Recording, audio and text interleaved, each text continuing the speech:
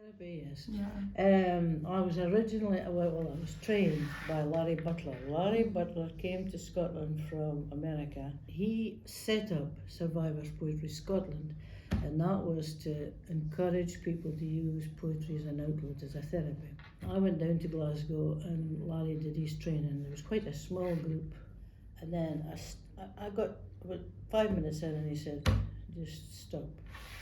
And I said, what's wrong? And he said, how many people are in the room, Sheena? And I said, I don't know,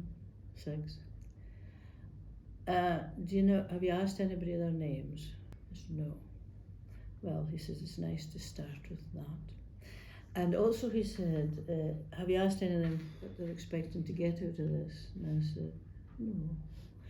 And he said, furthermore, quite often if it's something to do with writing, people will have brought a little something they want to read. And he said, I'm just telling you this because it'll be sitting there burning a hole in their pocket and they will blank anything you have to say until they've read it. So, who are you? What do you expect to get from this? Have you brought anything you'd like to share?